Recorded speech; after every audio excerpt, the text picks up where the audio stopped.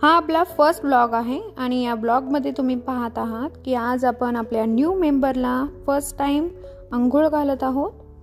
बहुतेक लोकांना माहीत नाही की ही ब्रीड कुठली आहे, तर ही एक फ्रेंच मॅस्टिफ ब्रीड आहे जी फ्रान्सकडून बिलॉंग करते। फर्स्ट टाइम अर्थातच कुठलाही पपी अंघोळ करण्यास नखरे करतो, परंतु माझ्या मिस्टरांनी याला खूप व्यवस्थित असं सांभाळलेलं आहे आणि खूप व्यवस्थित ते त्याला हँडल करतात। त्यांनी पहिल्यांदा त्याचे पॉज जे आहेत ते भिजवलेले आहेत, नंतर त्याच्या अंगावर पाणी टाकण्यास सुरुवात केलेली आहे, त्यामुळे त्याला पहिल्यांदा कम्फर्टेबल फील होत आहे।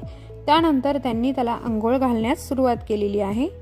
डॉक्टरांनी सजेस्ट केल्यानुसार आम्ही शॅम्पू न यूज करता इथे सोप यूज केलेला आहे। हा डॉग सोप आहे आणि शॅम्पूमध्ये खूप सारे केमिकल असतात, त्यामुळे आम्ही शॅम्पू इथे यूज केलेला नाही। तुम्हालाही मी तेच सांगेल की तुमच्याकडे जरी पपी असेल, नवीन तुम्ही आणला असेल, तर त्याला लगेचच शॅम्पूने अंघोळ घालायला सुरुवात करू नका। त्याच्यासाठी तो योग्य नाही ठरणार, त्याची स्किन जी आहे ती डॅमेज होऊ शकते, त्यामुळे लगेचच त्याला शॅम्पूने अंघोळ घालणं हे योग्य नाही। न्यू पपी असल्यामुळे त्याचा जो कोट आहे तो एकदम सॉफ्ट असतो आणि आपल्याला तो तसाच मेंटेन ठेवायचा असेल तर डॉक्टरनी जसं सांगितलंय तशा पद्धतीने आपल्याला त्याला सांभाळणं हे खूप गरजेचं आहे। काहींचा प्रश्न असू शकतो की आपण पपीला अंघोळ कधी घालू शकतो। काही लोकांचा असा समज आहे की पपीला अंघोळ घातल्याने तो लगेच आजारी पडू शकतो किंवा मग त्याची डेथ होऊ शकते, तर असं अजिबातही नाही। 45 डेज नंतर आपण पपीला कधीही अंघोळ घालू शकतो। त्याला जर स्वच्छ तुम्हाला ठेवायचं असेल तर आठवड्यातून एकदा तरी त्याला अंघोळ घालणं खूप गरजेचं आहे।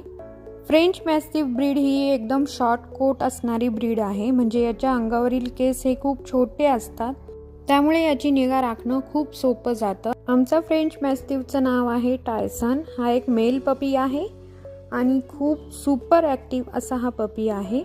बहुतेक जायंट ब्रीड ही सुस्त व आळशी अशी स्वभावाची असते, पण आमच्या बाबतीत तसं अजिबातही घडलेलं नाही।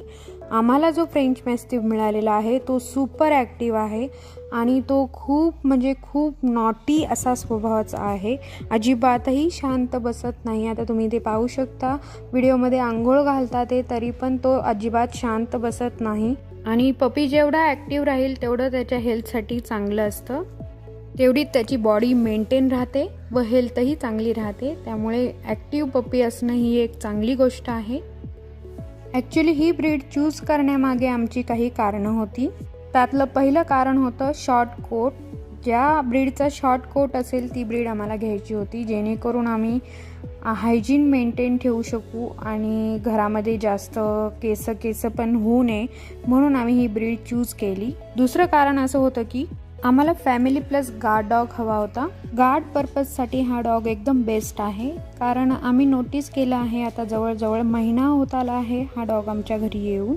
जराशी चाहूल लागली तरी हा लगेच अलर्ट होतो आणि फॅमिलीसाठी जर तुम्ही म्हणाल तर फॅमिलीसाठी हा अतिउत्तम असा डॉग आहे, कारण जेवढ्या लहानपणापासून तुम्ही याला सांभाळाल तेवढा तो तुमचं ऐकण्यास सुरुवात करतो व तुमच्यासाठी तो काहीही करू शकतो अशी त्याची भूमिका असते, त्यामुळे हा फॅमिली डॉग पण एकदम बेस्ट आहे। माझ्या 2 लहान मुली आहेत आणि त्या याच्यासोबत दिवसभर खेळत असतात, तरीही हा त्यांना काहीही करत नाही। एकदम हुशार अशी ही ब्रीड आहे, कारण मोजून 20 दिवसांमध्येच याने आम्हाला आपलंसं करून घेतलेलं आहे।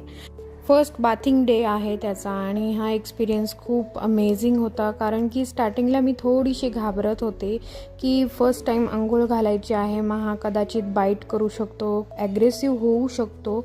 अर्थातच तो लहान आहे, आता कुठे तो 3 महिन्यांचा होत आलेला आहे आणि मग त्यालाही नवीन आहे सगळं काही, त्यामुळे त्याच्या पण मनात काय चाललं आहे काय नाही हे आपल्यालाही कळत नाही। कारण काही डॉग मी पाहिलेले आहेत जे घाबरल्यामुळे ॲग्रेसिव्ह होतात व ओनरलाच बाईट करायला सुरुवात करतात, खूप ॲग्रेशन दाखवतात, पण आमचा टायसन आता पूर्णतः आमचा झालेला आहे हे त्याने दाखवून दिलेलं आहे आणि आता तो व्यवस्थित अंघोळ करून इथे तयार झालेला आहे। तुम्ही पाहू शकता त्याला इथे सुकवण्याचं काम चालू आहे आणि हे उन्हामध्ये आम्ही त्याला अंघोळ घातलेली आहे, जेणेकरून हा लवकर कोरडा व्हावा व त्याला काही सर्दी वगैरे होऊ नये, म्हणून याला आम्ही उन्हामध्ये आंघोळ घातलेली आहे। आणि शॉर्ट कोट असल्यामुळे इथे त्याचे केस जे आहे ते लवकर सुकणार आहेत, त्यामुळे इथे त्याला ड्रायरची अजिबातही गरज नाही। आणि डॉक्टरांनी देखील आम्हाला सांगितलं आहे की तुम्ही याला ड्रायर अजिबातही यूज करू नका. ड्रायर याच्या स्किनसाठी अजिबातही चांगलं नाही.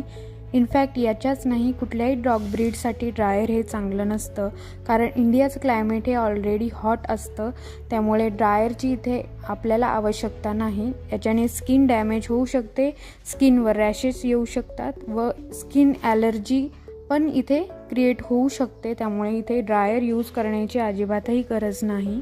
आणि केस सुकवण्यासाठी तुम्ही मायक्रोफायबर क्लोथचा यूज करा किंवा मग मायक्रोफायबर टॉवेल देखील मिळतो, तो यूज केला तरीही चालेल. त्याच्याने लवकर केस सुकतात व लवकर कोरडे होतात. आपल्याला जास्त मेहनत घ्यावी लागत नाही, कारण तुम्ही ते पाहू शकता हा अजिबातही कोरडे करून देत नाही केस. कारण याला खेळण्यासाठी टॉवेल पाहिजे आहे. हे पहा, टॉवेलच्या मागे असा धावत आहे. ह्याचा हा फर्स्ट एक्सपिरियन्स होता, त्यामुळे याने फर्स्ट टाईम थोडासा त्रास दिलेला आहे, पण नेक्स्ट टाईम हा एवढा पण त्रास देणार नाही, कारण त्याला ते माहीत झालेलं असणार आहे. पण तरी देखील माझ्या मिस्टरांनी खूप छान पद्धतीने त्याला आंघोळ घातलेली आहे व एकदम स्वच्छ असा तो झालेला आहे. हे पहा, आता पूर्णपणे तो तयार झालेला आहे. आणि आंघोळ केल्यानंतर हा जवळजवळ 2.5 ते 3 तास झोपला होता. आय होप तुम्हाला आजचा ब्लॉग नक्की आवडला असेल. आवडल्यास लाईक करा, शेअर करा आणि सबस्क्राईब केल्याशिवाय जाऊ नका.